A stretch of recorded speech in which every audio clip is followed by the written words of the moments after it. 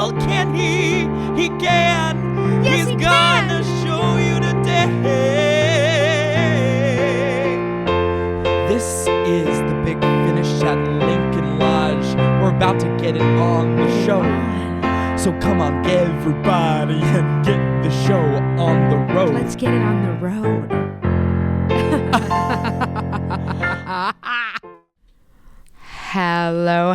Hello, and welcome to the Big Finish podcast. I am Jamie Schreiner here with my co-host Beckett Kenny at the Lincoln Lodge, and we're so excited to have one of our former guest musicians on the show. Also a comedian, also just a very lovely person. It's Hunter Hirsh, everybody. Hello. Nice How you doing, Hunter? I'm pretty good. How are you guys? Good. You were a part of a long string of Hunters in my life recently, including my partner. But also I remember now that I had a speech competitor named Hunter who was a pretty cool guy who have disproven a long-standing theory I had that all people named Hunter were terrible. A lot of us are. It's really, and I mean disproportionate, and no offense, I really... No, I don't want to hold you accountable for that because I know that like you guys are all individual people in a way. But yeah, how do you feel about your name? I will say that you met me at the right time. And that 22-year-old Hunter was kind of a piece of shit. Oh, really? Yeah. In what way?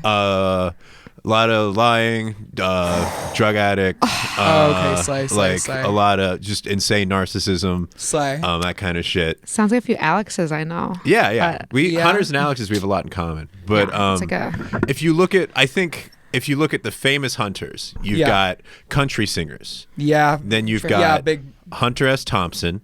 Pretty cool, but Which also... one's Hunter S. Thompson? I know this, but I don't know Fear this. and Loathing in Las Vegas, and also he's a journalist. I think I've just heard the name around. Yeah. Maybe. Okay. But he was a major drug addict that also ended up shooting himself. But very good writer. So we got that. That's the one good one. And then like an artiste, yes. Yeah. Then there's Hunter Biden. And that's it. Yeah. That's it. Okay, you see, and I wasn't even thinking I didn't even think of the famous Hunters. And I can think of the Euphoria girl, she's Hunter, right? Hunter, yeah. What was her last name? I honestly just think of Jules as Hunter. That's Jules, I know. Whatever. Jules is Hunter. And she's cool. But here's I feel like in where I grew up, like Peoria was like urban, but like it was like made up of like a bunch of rural areas, kind of the big town that a bunch of rural areas would go, I feel like. So there was like a lot of it was like diverse, but also like very, I feel like Hunter was the name of like a guy I met in like high school and high schools around a lot that was like, one, it was named after killing animals specifically. You know what I mean? And was like, and is like kind of like a good old boy, and by that I mean derogatory. Oh yeah. Yeah. I mean, people don't, when you name someone Alex, it's a name, whatever. Yeah. When you name someone Hunter, like you have a kid in mind already. Right. Yes. You're putting things, you're pouring into the mold a little bit. I want a turbo redneck. Yeah. Like, exactly. Yeah. Completely. I feel like there's other names that are like that, but like on the other side of things. Like I feel like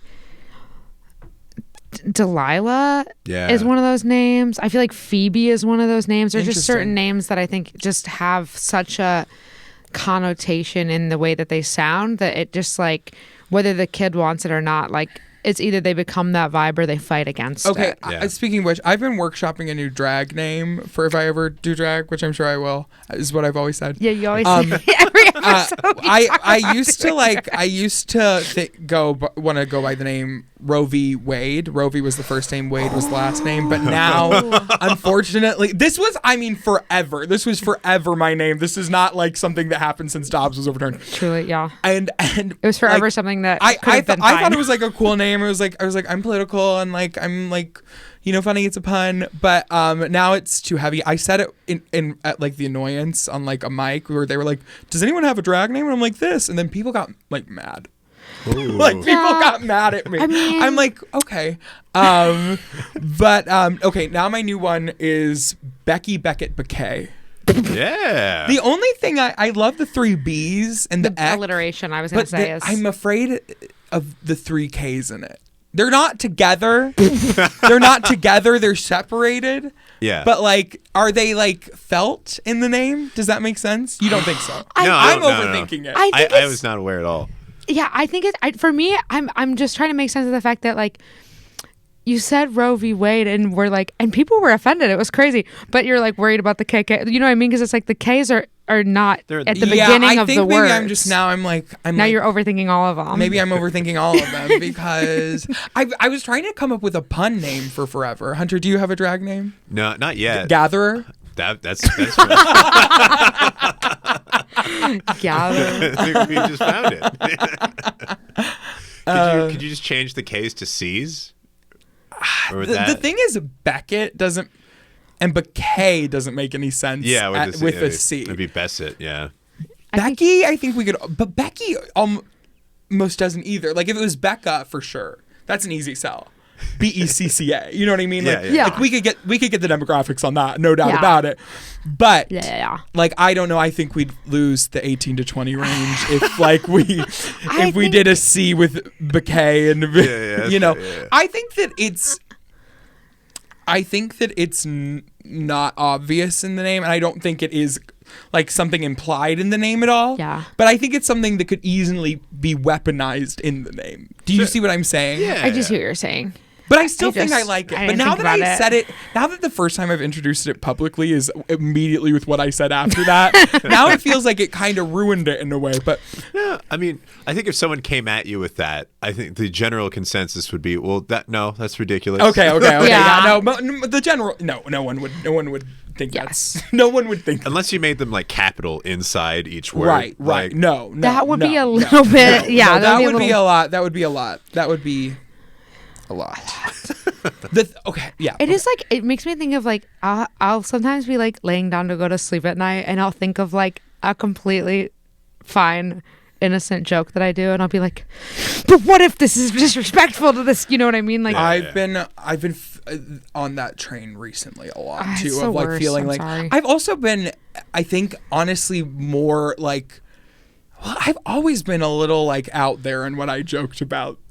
But I felt it more recently. Yeah. Yeah. Are you an edgy joke person at all? I go back and forth with it. I have a couple things that make me go, ooh. Yeah. And I've tried things in the past where it's like, oh, that wasn't a good move. Yeah. But- You do. You think something comes off one way until you hear it aloud sometimes. What's your origin? Like, what's your performance background? Until I have a master's in jazz guitar. so fucking And cool. I started doing stand-up in the middle of grad school because I kind of fell out of it.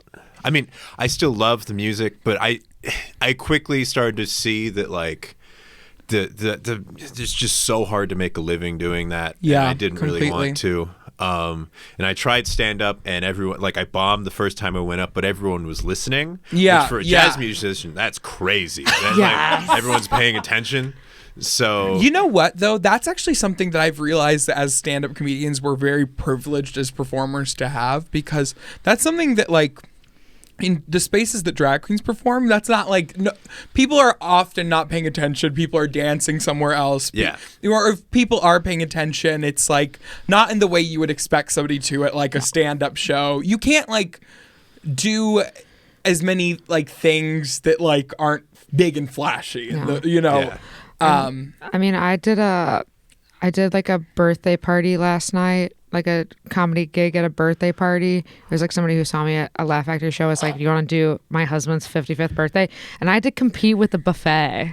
And I hated that. I feel like that's probably what being a jazz musician feels like. It's like you're competing with like people getting drinks and food, and it's just not. It's the worst with like I used to play gigs like at like off-brand Olive Gardens and shit. Yeah. And like, and sometimes like you'd be like we're fucking crushing tonight. Like everyone like we're going, and then the owner would come and be like, hey, can you guys like chill out? Like, can you love what you're doing a little bit less?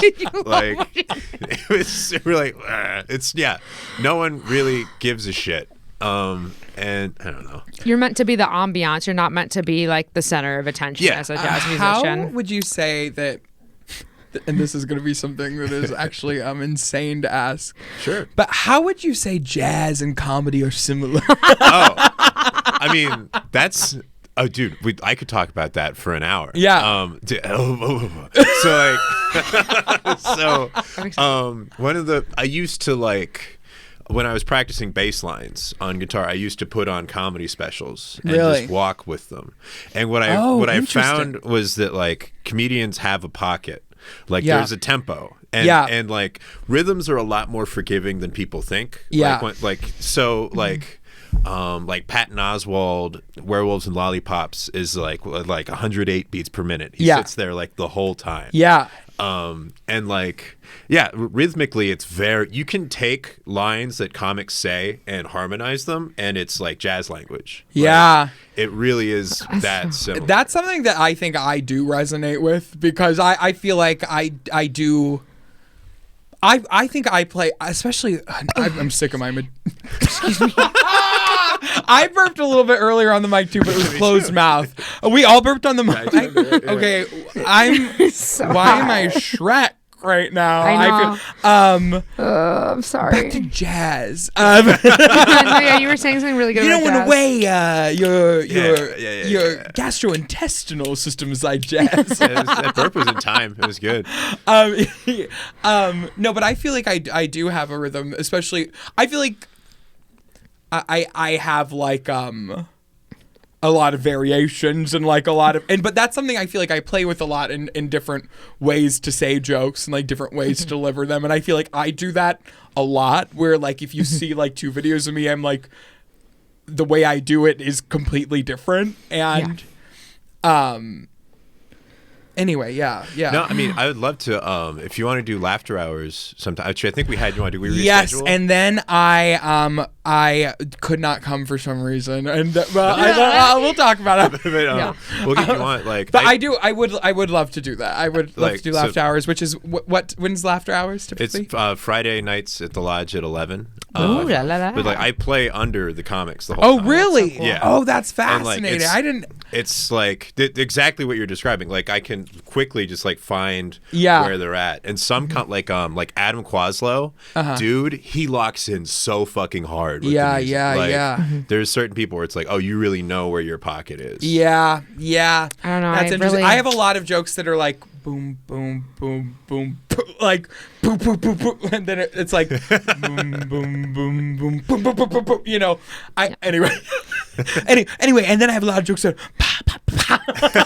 Yeah, I was gonna say I don't really put music in my set. I don't really understand what that's like at all. No, I'm kidding. I'm being a total dumbass. But I will say the one thing I will say is I like have been working on, because I'm recording my album in like a week now, and my friend who is like did theater school with me and as a director, I had her look at my script, and every single thing she was like, smoother transition, this needs a smoother transition, this needs a smoother transition. And I was like, what if that's what I was going for? Like, what if that's because half of what I think makes what I do funny is that I'll be like talking about sand in my pussy, and then I'll be talking about my grandma's dying. You know what I mean? Like, I don't give you a breath. I think that the important thing is just keeping attention, because you can like go for like prolonged periods of like.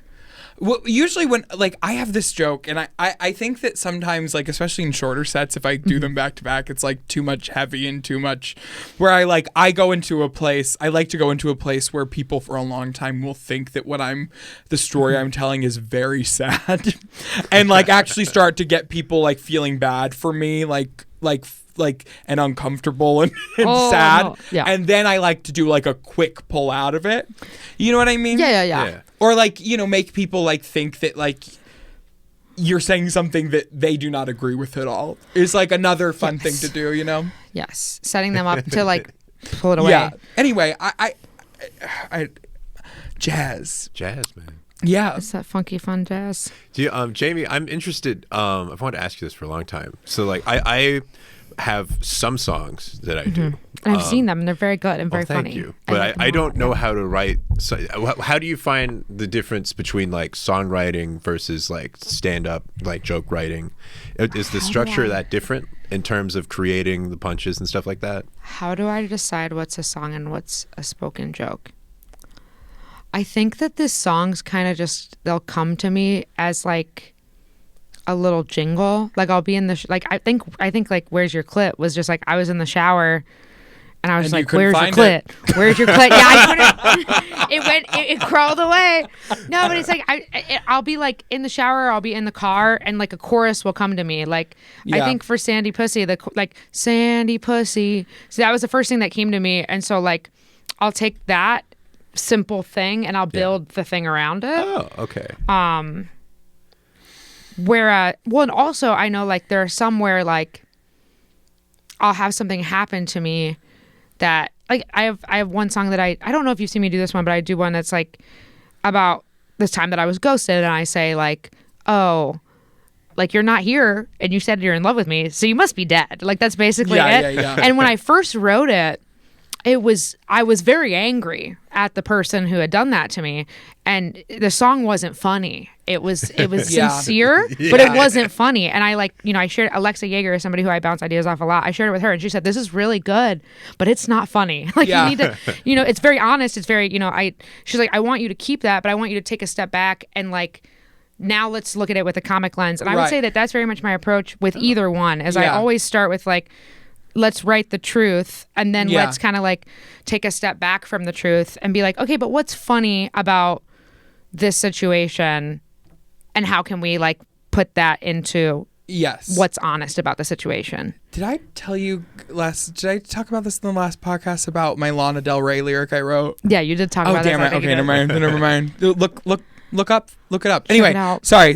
Go back to the. No, but yeah, I mean, basically, I feel bad, but talk about smooth transitions. Yeah, I know. I mean, I'm not. Transitions have never been my strong suit, and I think that that's part of why the disjointedness of like, I guess if you're talking like, the songs kind of just like the idea comes to me for the songs, and then I'm like, this is a song. Whereas like my jokes more so are like, situations happen, and I do a lot of it's story based, and it's honestly with both it's, I guess it's just if I have an idea for a chorus, it's a song, and if I don't have an idea for a chorus, it's a joke. And I know that's not the best answer. How do you do most of your comedy writing?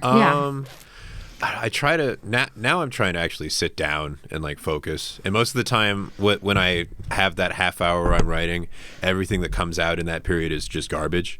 But then like 2 hours later when I'm in the car, I figure it out. I only have a couple songs, and there are bits that I had that I really liked, that comics liked, that were too much for a normal audience to just say. Like, I think that's a big part of it too. Yeah, I have this song about dog fucking, and like how in West Virginia it's illegal to fuck a dog if it's over 40 pounds. And I had this whole bit about it, and it would crush at mics, and then I would do it at like Zanies, and everyone would go, oh. So like I was like, if I sing it, it'll be more okay. Wow, my molestation joke needs to be a song. Honestly, that's what we've learned. That's what we've learned at the end of this. Isn't that crazy? I feel like try it. Yeah, I mean, I realize most of my stand-up writing is from me saying funny things in conversations and then writing it down. Like most of the stuff I say, even funny stuff I say in conversations, wouldn't work in stand-up. But I'm like, every once in a while, you're like, oh, that. Yeah. Or I can twist it or something like that, for sure. Honestly, I'm very jealous because I'm not very funny in conversations. Yeah, nothing I say is something that I'm like, that'd be great on stage. That's sometimes you have to seek constant validation to stay on top of the competition when it comes to stand-up. There's like different reasons people do this too. Like I feel you're a very like affable, like gregarious, other good adjectives, like social person. I am not, like I do stand-up so that I can get that part of me out, and because I don't know how to when I'm standing in a circle. Right. Truly. I would argue that to an extent that's why I do it too, though. All right. Which is, I mean, it is natural for me. It feels very right. Like, but I do get that in a way. But I don't think all people do stand up for the same reasons at all. Quick question I want to ask, which Hunter, is actually so interesting to me because so many people come to stand up, and I like a lot of them don't have any kind of, I feel like, artistic or performance background, which is I think rare in like other things. I feel like, but maybe not. I guess all art you come to naively like at one point. So, but I feel like it's interesting because I feel like stand-ups a lot of the times don't think of what they're doing as an art even. Yeah, a lot of comics I think come to. Like I can think of a few comics that don't have a performance background, but they used to get hammered and just talk shit in college. Yeah, a lot of that is like it's that. Yes. Yeah. That can sort of I don't know. Yeah. And in a way it's art. Talking shit's an art. It's like I said, I'm gonna ask my question now because I feel like it's not gonna be a good transition, but we're gonna get into that's it. What we're all about. I was gonna ask Hunter, do you feel like if you had to share like a rose and thorn of comedy so far, like a moment that you really, really loved, and like maybe it could be like a bomb story or it could be like a super high for those two, like what are those two moments for you? Oh, a high and a low. Yeah. Let's see. The high, probably just doing like these musical shows like Laughter and Dumb and Drummer, especially like on Saturday I was like pretty high because I just hung out like with my girlfriend and her friends. We smoked weed and I was like, this isn't a great idea because I gotta go do the show, whatever. And I was playing music for the show and I was also going up.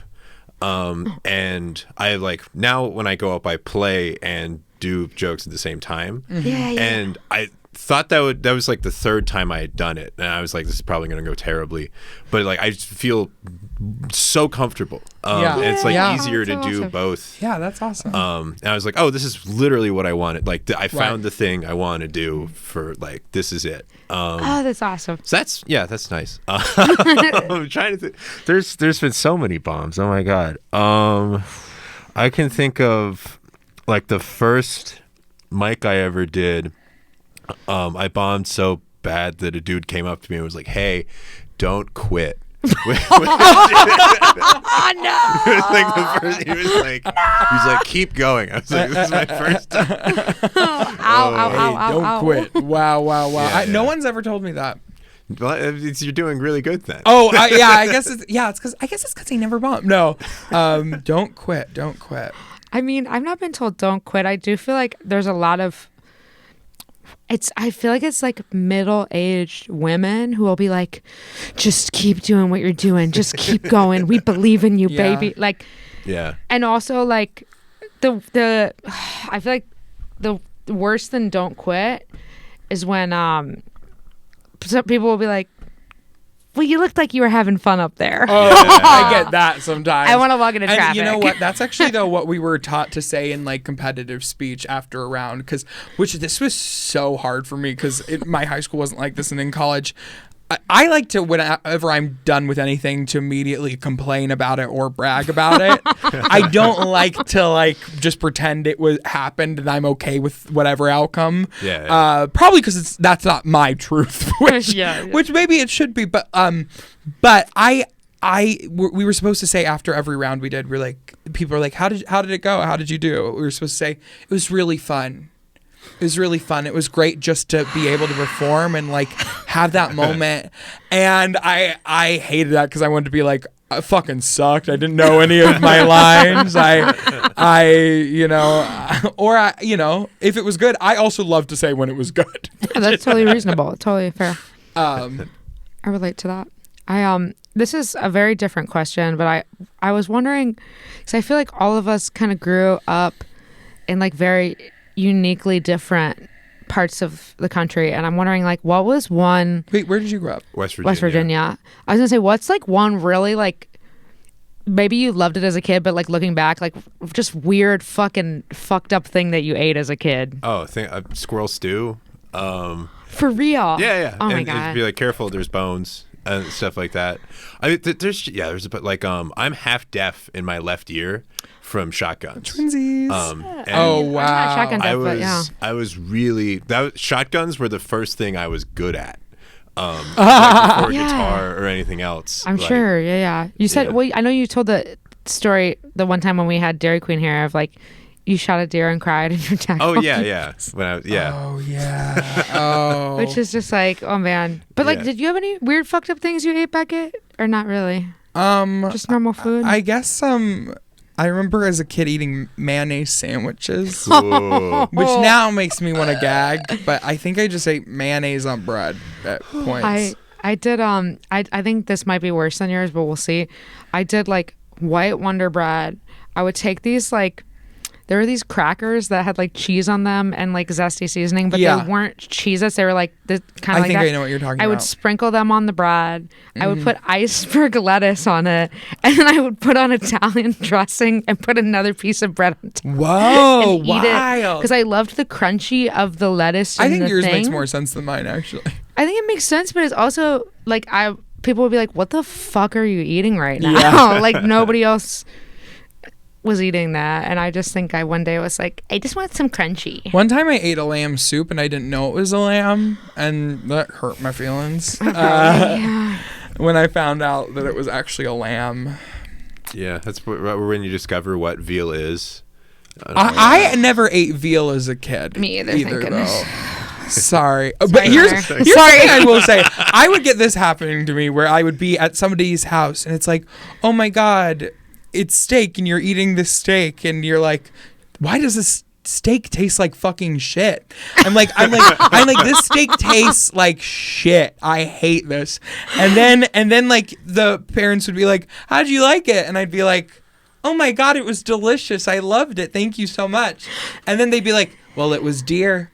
I'm like, well, I actually hated it, but now I seem like I'm turning around the other side, but I hated it. I don't like gamey food. I think is. I think I'm the same. I don't like gamey. Well, I was a vegetarian most of I loved cows, and when I had beef, I famously in my one song talk about being sad that I ate beef. So it's like, as an adult, I eat beef sometimes, but I remember like eating it and thinking it was delicious, and then finding out it was my favorite animal. Being very upset. What's the population of the town you grew up in? Morgantown's actually pretty big. It was. Yeah, that's like one of the main ones. Right? Yeah. Okay. So that was like 80,000 probably. My undergrad, I went to Buchanan. Which is like 6,000 people. Okay, gotcha. Yeah, the school is weird. It was like a 1,400 person college. Gotcha. It was smaller than my high school and all that. Did you like that about it? Did you like that about it or not really? I went there because there was one guy that ran the jazz program there that was very serious and had a lot of connections in Pittsburgh, and he got all of the good people in like that area together, so that like people called us the Jazz Boys. It was really embarrassing, but I just hung out with the same 9 people for like all of undergrad, and we just would jam every once in a while. That happens where I feel like there'll be like a small town team that just all happens to be really passionate and good about something, and then that kind of happened. Yeah, was that how your speech team was? It was kind of for a second. Yeah, we were really good our senior year, but then like the people graduated out. That's what the program is gone now. Yeah, exactly. No, the program completely disappeared within like I would say the next 3 years. But that sucks. It is a really cool feeling when you're kind of like oh yeah, people say that.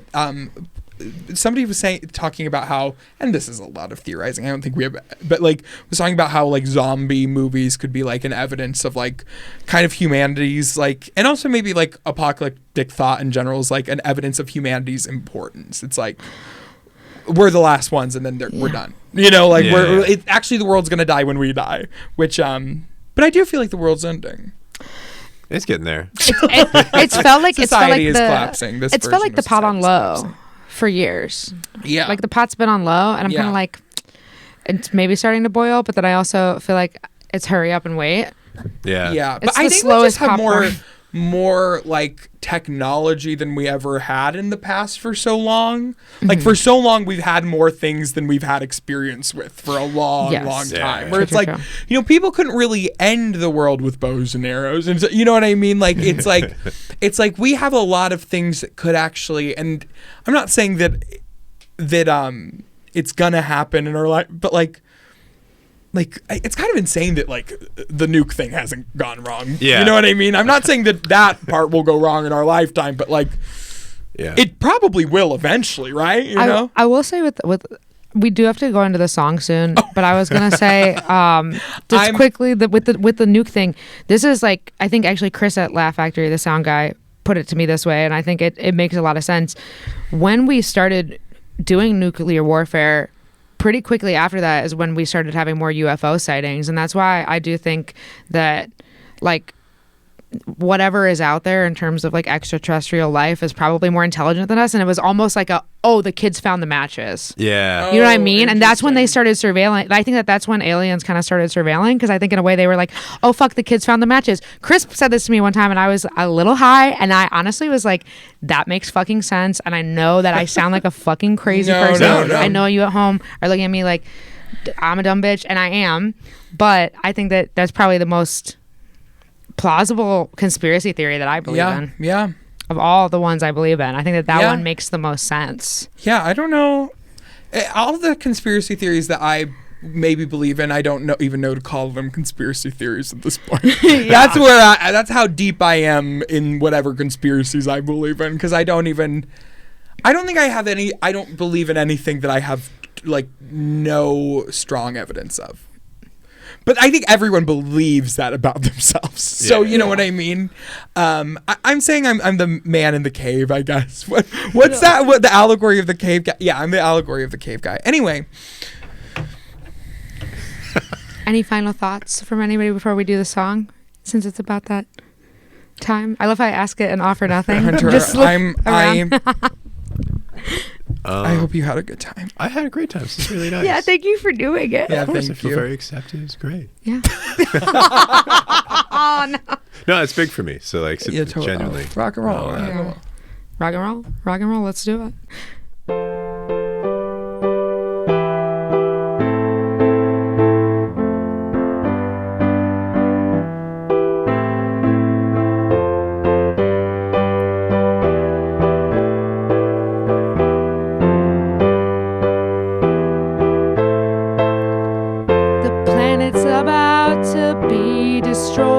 So we better call the Jazz Boys. The planet's about to be destroyed, so we'd better call the Jazz Boys. The planet's about to go away, so we have to do the right thing today.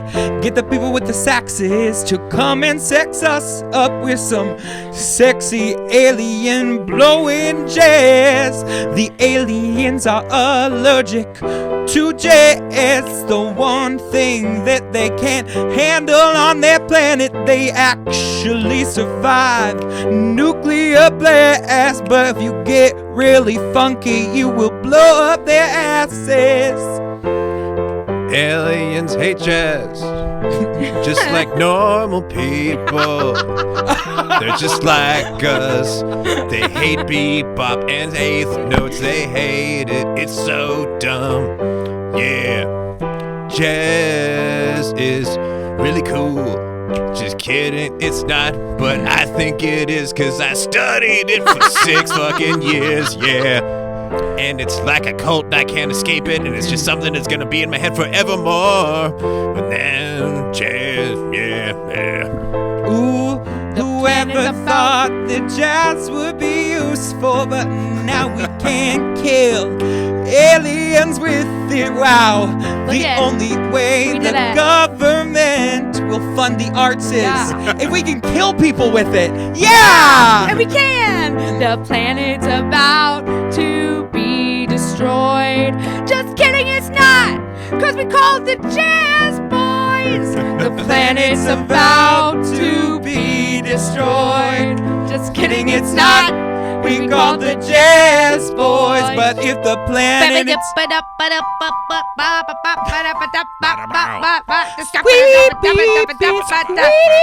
The power of jazz.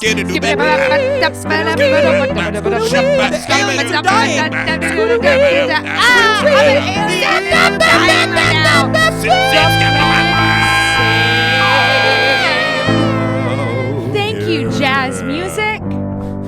I guess the thing that was the problem all along was just those reefer sticks. Yeah. All right. Well, we saved the world. We did. We laughed. We cried.